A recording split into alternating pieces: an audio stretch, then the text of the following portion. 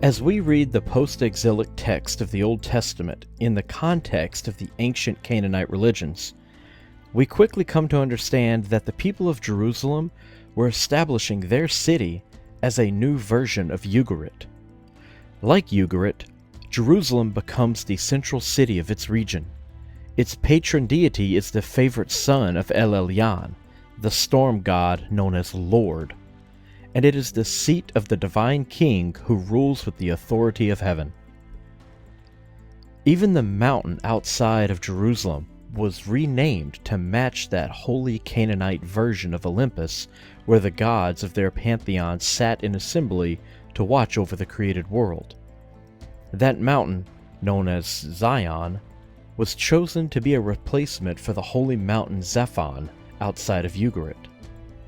But we don't have to point to linguistic similarities between Zion and Zaphon to make a connection, because the author of Isaiah uses the name for the Canaanite mountain of Baal in place of Zion. And just as the details of Ugarit and Mount Zaphon were later borrowed for Jerusalem, so too would the details of David be borrowed for another divine leader centuries later. I'm your host Jason, and you're listening to Dragons in Genesis.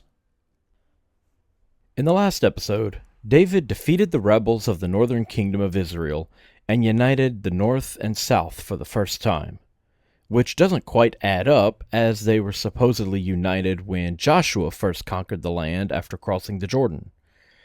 We also discuss how the idea of the northern and southern kingdoms simply doesn't match the archaeological evidence. The two kingdoms were always separate and often at odds with one another until the time of John Hyrcanus in the 2nd century BCE.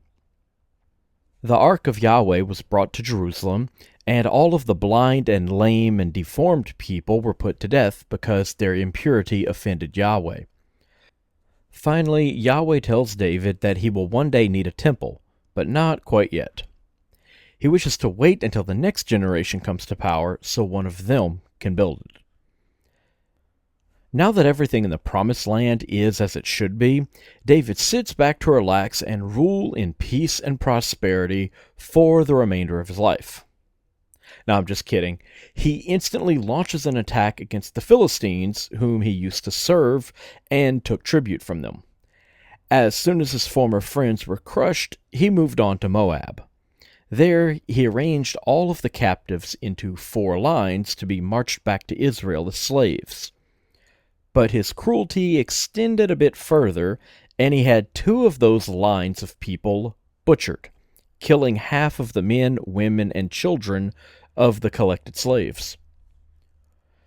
He then attacks Suba and extends his power to the Euphrates, and when the Assyrians came to their aid, David destroyed them as well and placed a garrison near Damascus, and so Syria became a servant of Israel.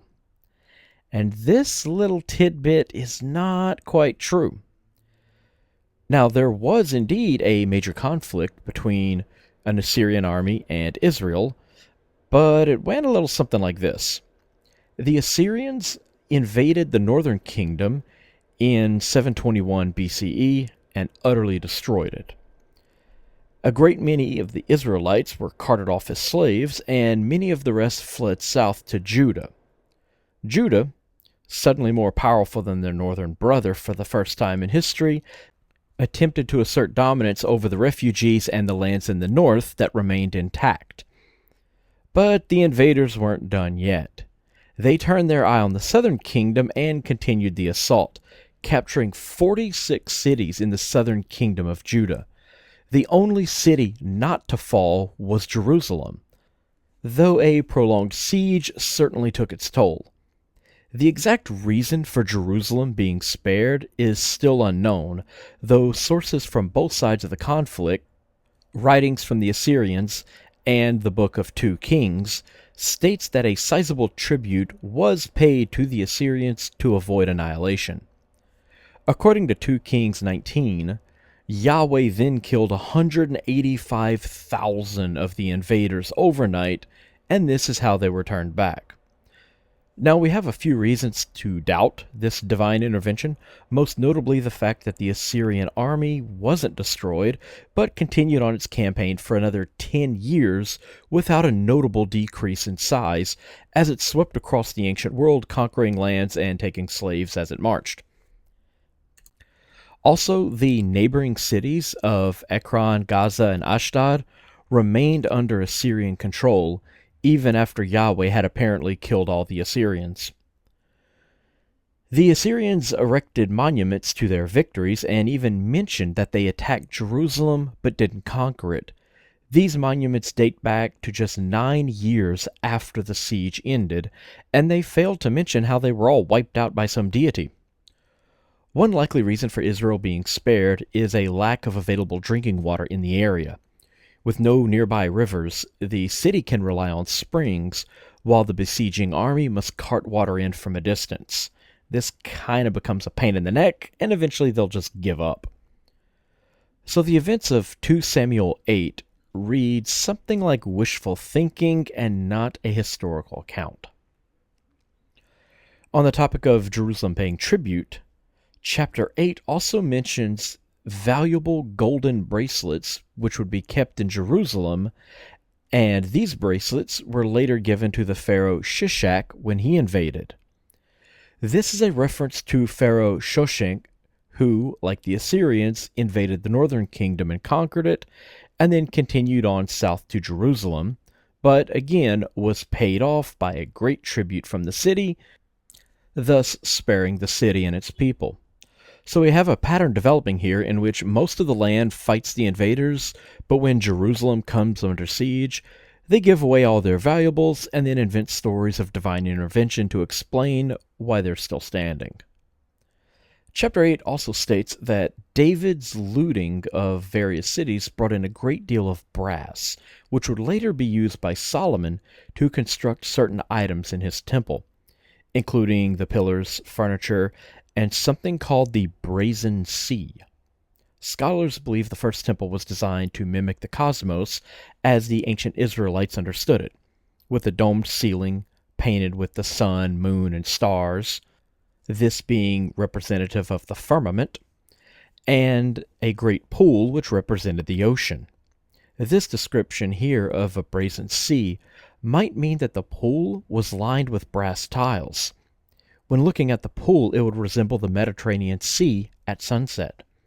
This probably would have been an amazing sight, and reflecting pools designed to represent the ocean were common in the ancient world, but most of them were blue or green. Now, with the help of Yahweh, David continues his conquest and defeats a great list of enemies that Israel had already defeated back in Joshua and Judges, some of these people having supposedly already been wiped out.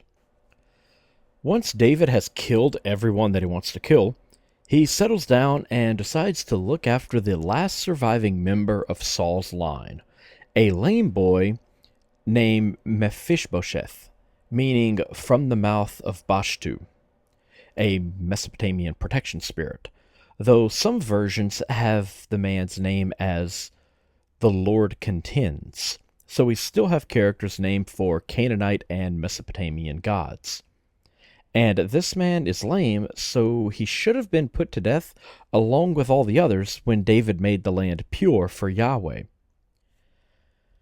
David then gets in a war with the Ammonites and sends his captain Joab to do battle. The Syrians join the conflict, and David himself is forced to lead an army to drive them off. Now you'd think that if he controlled Syria at this time, as is stated 2 chapters earlier, he could have used the Syrian army to crush the Ammonites. I guess the authors forgot about that part. Eventually, the anti-Israelite coalition breaks up, and the Syrians cower in fear while the Israelites fight it out with the Ammonites. David returns to Jerusalem to let his generals continue the war and lounges around in his palace. But he doesn't just chill out there. Instead, he decides to go perch up on the rooftop where he can watch naked women bathing. He inquired about one such woman and learned that she was named Bathsheba, the wife of Uriah, one of David's soldiers. he apparently forgot about that one commandment concerning coveting his neighbor's wife. So David had Bathsheba brought to his chambers, raped her, and sent her back home. When she discovers that she's pregnant, David now needs to cover up his crime, so he sends for Uriah. When the man returns from the war, the king tells him to go home for the night, hoping he'll sleep with his wife. So then, when it becomes obvious that Bathsheba is pregnant, Uriah will believe the child is his. But the man doesn't return home because he feels guilty that the rest of the army is sleeping in a tent, so he has no right to be in his own bed. Now David has a problem. If Uriah won't go home and sleep with his wife, then Bathsheba's pregnancy will reveal his crime. So how does the ancestor of Jesus solve the problem? He sends Uriah back to the battle with a note for Joab. This instructs his general Joab to place Uriah at the head of the army and to attack a well-defended city. This guarantees that the man will be killed. To make matters worse, David has Uriah himself deliver the letter. So the poor guy is literally carrying around his own death sentence, and he doesn't even know it. Of course, Uriah is killed in the next battle, and when David learns of this, he is upset that the city was not defeated, but it says his anger is softened by the news that Uriah is dead. He allowed Bathsheba to mourn her husband, and as soon as the appropriate period of mourning was over, he forced her to become his wife. Now that she's his wife, the pregnancy will be seen as legitimate. This, ladies and gentlemen, is the second man chosen by Yahweh to be the king of Israel. Now these actions anger Yahweh, and he decides to curse the house of David. Remember, the subtext of the stories of the Jewish kings is that Jerusalem shouldn't be ruled by their own king. It should be governed by priests who answer to the Persian king. So every king must ultimately be shown to be unworthy. This also foreshadows the overthrow of David at the hands of his son Absalom. It's very similar to how Saul's inability to kill one of the Israelite enemies leads to his downfall. So Yahweh curses the son that David fathered with Bathsheba. The child fell sick, and David began fasting in an attempt to beg Yahweh for the baby's life. Days later, the infant dies. So David begins eating again and continuing his worship for Yahweh, the God that had just murdered his newborn son. He comforts Bathsheba for the loss of her son by raping her again. This baby would be named Solomon, though in the very next sentence it states that they named the child Jedediah. So what's going on here? The original name is Solomon, an alternative spelling of Shalman, the Jerusalemite sunset god. Just as Joshua was originally the god Baal and Samson was originally the sun god Shamash, Solomon was originally the sunset god Shalman. The authors attempted to cover this origin by renaming him Jedediah, meaning beloved of Yahweh, thus giving a Yahwistic origin to a character who was based off of a sun god. This problem appears with another of David's children, Absalom, whose name means Shalman is my father. And it's Absalom who becomes the focus of the next portion of the story of the kings. Absalom had a beautiful sister named Tamar, who was desired by their half-brother Amnon. Remember, David had a ton of wives, so there were lots of half-brothers and half-sisters running about. Amnon wants to get Tamar alone, so he and his friend Jonadab concoct a scheme. Amnon will pretend to be sick, and he requests that Tamar take care of him. When she goes to his room to feed him, he grabs hold of her. She begs him to let her go and even tells him that if he asked King David to give her to him as a wife, he'd probably do it. But Amnon doesn't want a wife. He rapes his half-sister and disgraces her further by sending her away. Remember that rape was a legitimate form of marriage. If you raped a woman and then paid her father, she was now married to you. By sending her out, she's now viewed as nothing more than damaged goods. Tamar flees to her brother's house, and Absalom took her into his home to look after her. David was upset by this, but ultimately does nothing. Absalom later invited all of his brothers and half-brothers to his house for the shearing of the sheep, but David didn't want everyone to be a burden on Absalom. So Absalom convinced David to send Amnon to help. When his half-brother arrived, Absalom got him drunk and killed him. Then the story gets confusing. David gets word that Absalom killed all of his brothers and half-brothers, and so he mourns their deaths. How could Absalom do that if, just a few sentences before, we read that David sent only Amnon to his house? He deliberately held back all of the other half-brothers so as not to be a burden. There was only one man who could have been killed, Amnon. We also see here that Jonadab defends the actions of Absalom, telling David that Absalom killed Amnon for the crime he committed against Tamar, and wouldn't have killed the other princes, which makes no sense, as Jonadab helped Amnon commit the crime, as he was friends with Amnon, not Absalom. So what is going on here? How do we untangle this? What we have here are two different versions of the story which have been stitched together. In one version, Jonadab is friends with Amnon and helps the man rape his half-sister. Later, Absalom invites all of his brothers to his home, but David sends only Amnon, who is then killed. In the second version, Amnon alone is guilty of the crime, and Jonadab helps Absalom concoct the scheme to kill Amnon. Absalom invites all of the princes to his home, and David sends them all, while Jonadab remains in Jerusalem with David to prevent retaliation. Absalom gets them all drunk and then kills Amnon. The other brothers flee, and Jonadab tells David that Absalom would have only killed Amnon because of his guilt. Now the compiler couldn't use both, as they both ended with the death of Amnon. So he used details from both, but he didn't realize the types of problems that it created. After the assassination of his half-brother, Absalom flees from Israel to avoid David's wrath. He remains in hiding for 3 years. Eventually, David got over Amnon's death, and Absalom was allowed to return to Jerusalem without fear of retribution. This would prove a terrible mistake on David's part. Absalom, who, like Saul, is said to be the most beautiful man in Israel, stood outside the city gates welcoming visitors who were seeking judgment on legal matters.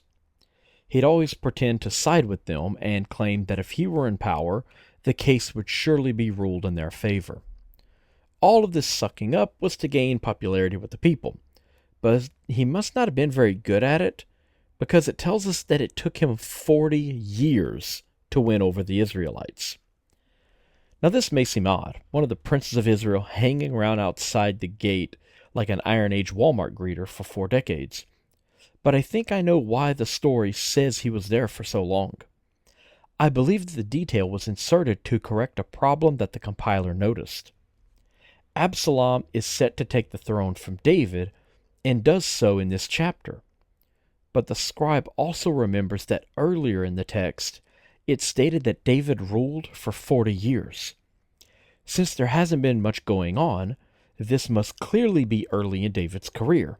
So the obvious fix is to have Absalom wait 40 years for the end of David's reign to, well, end David's reign. This causes another problem. The text says that David reigned 40 years in total. The first 7 were over Judah, and the last 33 were over Judah and Israel. We also have David running around for a bit after uniting the 2 kingdoms, and having a bunch of kids. And if we add up the lengths of times mentioned in the various parts of this story, the absolute minimum David could rule before Absalom seizes power is 52 years. I think the compilers should have thought more carefully before adding in this detail. Anyway, Absalom sends messengers to all the tribes of Israel, informing them that whenever they hear the blast of a horn, it means that Absalom has become king. Which begs the question, what kind of horn does this guy possess that it can be heard hundreds of miles away? He then steps off stage for a quick trip to Hebron, stating that when he returns, he will continue worshiping Yahweh. Again, we see here that Yahweh is a local deity worshipped in Jerusalem, not a universal God to be worshipped outside of the region. Absalom gathered up his army. He also gathered one of David's counselors, at which point David heard the news, gathered up his court, and fled from the overwhelming force of 200 men. Wait, what? Let me read that again. Chapter 15, verse 11. Yep, Absalom gathered up 200 men and David's counselor. So David can face down Goliath and run roughshod over the Assyrians and kill people by the tens of thousands.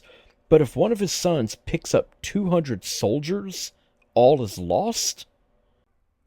So David abandons Jerusalem for no apparent reason, and he leaves the city in the hands of 10 of his concubines. No lie, he sets 10 concubines to the task of running things while he hides from a small band of rebels.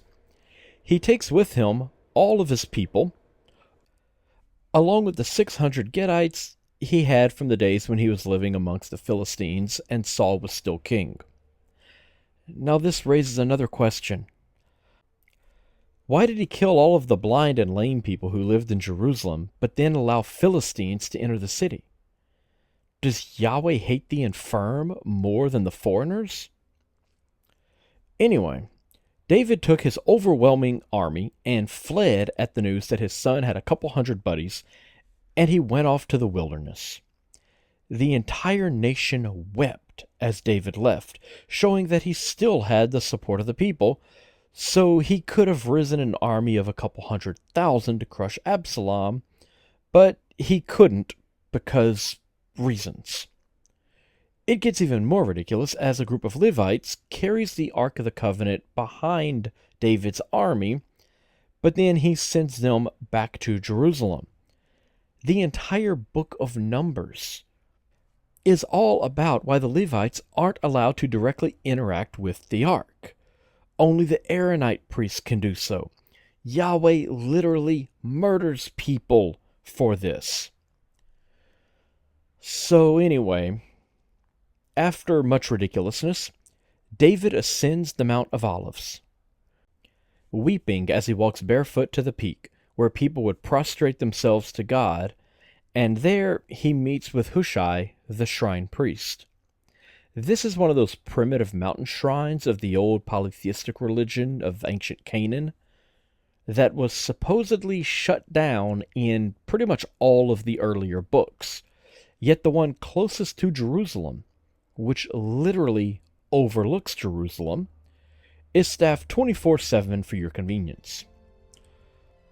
So David walks barefoot the way you must when stepping into the presence of a god, just as Moses and Joshua both did, and weeps on the Mount of Olives overlooking Jerusalem. This scene will be recycled a few centuries later by the New Testament writers when they use it for Jesus. Now we're going to leave David here for now, crying over the city he just surrendered to his son, but we'll pick up his story again soon in the next episode when we continue following the story of the Israelite kings and their fictive history. If you'd like to learn more about the show, visit dragonsandgenesis.com, where you can find links to recent episodes along with a list of material to further your own understanding of Hebrew mythology, and a contacts page where you can send questions or comments. Like us on Facebook at facebook.com/dragonsandgenesis, and give the show a good review on iTunes or wherever you get your podcast. And as always, thank you for listening.